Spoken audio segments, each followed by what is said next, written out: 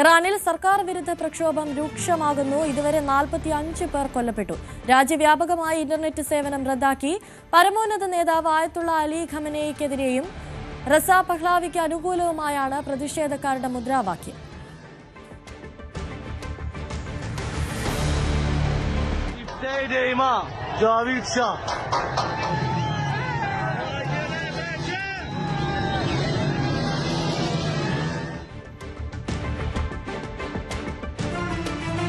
വിവരങ്ങളുമായി MG മിഥുൻ ചേരുന്നുണ്ട്. Mithun, good morning. ഇപ്പോഴിതാ പരമോന്നത നേതാവായ ആയത്തുള്ള അലി ഖമനേയിക്കെതിരെ കൂടുതൽ പ്രക്ഷോഭകർ തിരിയുന്നു. സാഹചര്യം കൂടുതൽ രൂക്ഷമാവുകയാണല്ലേ? തീർച്ചയായും ഓരോ മണിക്കൂറുകൾ കഴിയുമ്പോഴും ഇറാനിലെ സ്ഥിതി അതിസങ്കീർണമായി മുന്നോട്ട് പോകുന്ന കാഴ്ചയാണ് നമുക്ക് കാണാൻ സാധിക്കുന്നത്. കഴിഞ്ഞ ദിവസം നിരവധി പേർ കൊല്ലപ്പെടുന്ന സ്ഥിതിവിശേഷമുണ്ടായി. ഇതുവരെ ഈ ഒരു പ്രതിഷേധത്തിൽ, ഈ ഒരു ഏറ്റുമുട്ടലിൽ 45 പേർ കൊല്ലപ്പെട്ടിട്ടുണ്ട് എന്നുള്ളതാണ്. ഇതിൽ 3 സുരക്ഷാ ഉദ്യോഗസ്ഥരും ഉൾപ്പെടുന്നുണ്ട്. അതിൽ നേരത്തെ തന്നെ അമേരിക്കൻ പ്രസിഡന്റ് ഡൊണാൾഡ് ട്രംപ് ചില കാര്യങ്ങൾ ചൂണ്ടിക്കാണിച്ചിരുന്നു. അതായത് ഏതെങ്കിലും തരത്തിൽ ഈ പ്രക്ഷോഭകർക്കെതിരെ അല്ലെങ്കിൽ ഈ പ്രതിഷേധക്കാർക്ക് നേരെ അവർക്കെതിരെ ആക്രമണം തുടർന്നാൽ അല്ലെങ്കിൽ അവർ കൊല്ലപ്പെടുന്ന സ്ഥിതിവിശേഷം ഉണ്ടായാൽ ഇറാനിൽ തങ്ങളുടെ ഇടപെടലുണ്ടാകും. അതിൻ്റെ ശക്തമായ ഒരു തിരിച്ചടി തങ്ങളുടെ ഭാഗത്തു നിന്നൊക്കെ ഉണ്ടാകുമെന്നുള്ള ചില മുന്നറിയിപ്പ് അമേരിക്കൻ പ്രസിഡന്റ് നൽകുകയും ചെയ്തിരുന്നു. അതിന് പിന്നാലെയാണ് ഇപ്പോഴും വീണ്ടും വ്യാപകമായ തോതിൽ പ്രതിഷേധങ്ങൾ ഇങ്ങനെ നടക്കുന്നതും നിരവധി പേർ കൊല്ലപ്പെടുന്ന തരത്തിലേക്ക് പോവുകയും ചെയ്യുന്നത്. അനുസരിച്ച് ഇപ്പോൾ മറ്റൊരു ചില അഭ്യൂഹങ്ങൾ കൂടി ശക്തമാകുന്നുണ്ട്. കഴിഞ്ഞ ദിവസങ്ങളൊക്കെ ഇത് സംബന്ധിച്ചുള്ള വാർത്തകൾ പുറത്തു വന്നതാണ്. അതായത് ഒരു സൈനിക നടപടിയിലേക്ക് ഇറാനെ ലക്ഷ്യമാക്കി മധ്യപൂർവ്വദേശത്തിലേക്ക്, മധ്യേഷ്യയിലേക്ക് ഇത്തരത്തിൽ US-ന്റെ യുദ്ധവിമാനങ്ങൾ പുറപ്പെട്ടിരിക്കുന്നു എന്നുള്ള ചില വിവരങ്ങളുണ്ട്. അത് ഇറാനെ ലക്ഷ്യമാക്കി തന്നെയാണ് എന്നുള്ള രീതിയിലുള്ള ചില അഭ്യൂഹങ്ങളായിരുന്നു കഴിഞ്ഞ ദിവസം പുറത്ത് വന്നതെങ്കിൽ, അതായത് 14C-17 ഗ്ലോബ് മാസ്റ്റർ കാർഗോ ജെറ്റുകളും 2 സായുധ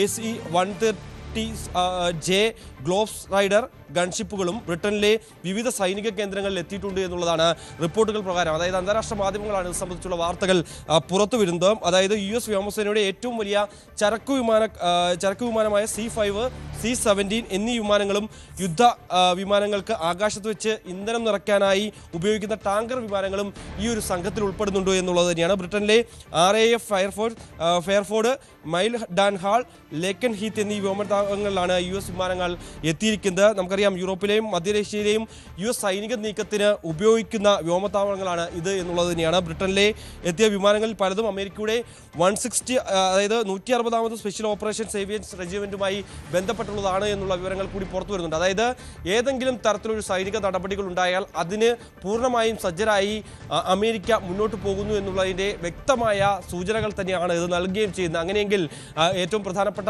കാര്യമെന്ന് പറയുന്നത് അമേരിക്കയെ സംബന്ധിച്ച് ആയത്തുള്ള അലി ഖമനേയി തന്നെയാണ് പ്രധാനപ്പെട്ട ലക്ഷ്യം.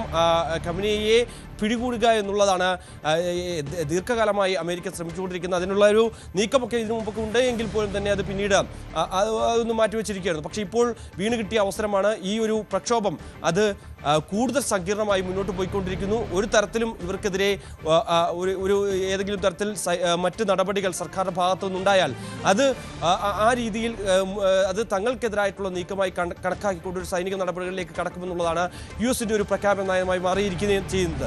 മറ്റൊന്ന്, ഇപ്പോൾ ഈ വിഷയത്തിൽ, അതായത് ഏതെങ്കിലും തരത്തിൽ ഇനിയുള്ള മണിക്കൂറുകളിൽ അല്ലെങ്കിൽ ഇനിയുള്ള ദിവസങ്ങളിൽ ഈ പ്രക്ഷോഭകർ ഇത്തരത്തിൽ ആക്രമണം തുടർന്നാൽ അല്ലെങ്കിൽ സേനയുമായി ഏറ്റുമുട്ടൽ തുടർന്നാൽ അവർക്ക് കടുത്ത ശിക്ഷ തന്നെ ലഭിക്കും. അതായത് ശത്രു രാജ്യങ്ങൾക്ക് വേണ്ടി പണിയെടുക്കുന്ന തരത്തിൽ ഇവിടുത്തെ ജനങ്ങളായാലും ഇങ്ങനെ ഈ രീതിയിൽ പ്രക്ഷോഭങ്ങളുമായി മുന്നോട്ട് പോയാൽ അതിൽ കടുത്ത ശിക്ഷ അനുഭവിക്കേണ്ടി വരുമെന്നുള്ള ചില വിവരങ്ങൾ കൂടി പുറത്തു വരുന്നുണ്ട്. അങ്ങനെയുള്ള ചില റിപ്പോർട്ടുകൾ അന്താരാഷ്ട്ര മാധ്യമങ്ങൾ റിപ്പോർട്ട് ചെയ്യുന്നുണ്ട്. അതായത് ഇറാൻ ജുഡീഷ്യറി ഇത് സംബന്ധിച്ച് ചില ഉത്തരവുകൾ, നിർണായകമായിട്ടുള്ള ഉത്തരവുകൾ പുറപ്പെടുവിച്ചിട്ടുണ്ട് എന്നുള്ള വിവരങ്ങൾ കൂടി പുറത്തു വരുന്നുണ്ട് എന്നുള്ളത് തന്നെയാണ്. നിലവിൽ 45 പേർ കൊല്ലപ്പെട്ട തരത്തിലേക്ക് പോയി. ഇറാനെ സംബന്ധിച്ച് ചരിത്രത്തിലെങ്ങും കണ്ടിട്ടില്ലാത്ത തരത്തിലുള്ള വലിയ പ്രതിസന്ധിയിലേക്ക് പോകുന്നു. 31 പ്രവിശ്യകളിൽ ഏതാണ്ട് 29 പ്രവിശ്യകളിലും സമാനമായ രീതിയിലുള്ള പ്രതിഷേധങ്ങൾ അലയടിക്കുന്നുണ്ട്.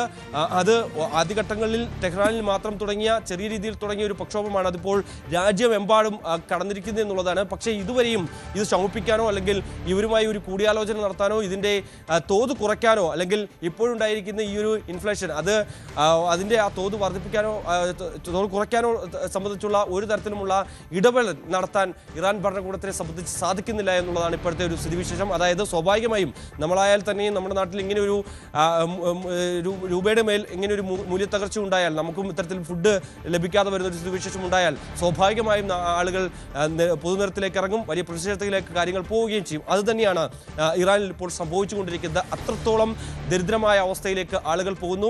ഭക്ഷണം കിട്ടാനില്ല, മരുന്നുകൾ കിട്ടാനില്ലാത്ത വലിയ ദുരവസ്ഥ. അതുതന്നെയാണ് ഈ ജനങ്ങളെയെല്ലാം തെരുവിലേക്ക് ഇറക്കുകയും ചെയ്തിരിക്കുന്നത്. ഖമനേയി ഭരണകൂടം താഴെ വീഴുക, അല്ലെങ്കിൽ ഖമനേയിയെ താഴെ ഇറക്കുക എന്ന ലക്ഷ്യം വെച്ചുകൊണ്ട് തന്നെയുള്ള വളരെ രൂക്ഷമായ മുദ്രാവാക്യങ്ങൾ മുഴക്കിക്കൊണ്ടാണ് ഈ പ്രക്ഷോഭകാരികൾ മുന്നോട്ട് നീങ്ങുകയും ചെയ്യുന്നതെന്നുള്ളതാണ്. ഓരോ ദിവസവും ഓരോ മണിക്കൂർ കഴിയുമ്പോഴും അവിടുത്തെ സ്ഥിതിഗതികൾ കൂടുതൽ സങ്കീർണമാകുന്നു. അതിനിടയിലാണ് ഇത്തരത്തിൽ അമേരിക്കയുടെ ഈ ഒരു സൈനിക നീക്കങ്ങൾ അത് വലിയ രീതിയിൽ കനത്ത തിരിച്ചടി തന്നെയാകുമെന്നുള്ളൊരു വിലയിരുത്തൽ ഇറാൻ ഭരണകൂടത്തെ സംബന്ധിച്ചിട്ടുണ്ട്, ഖമനേയിയെ സംബന്ധിച്ചിട്ടുണ്ട്.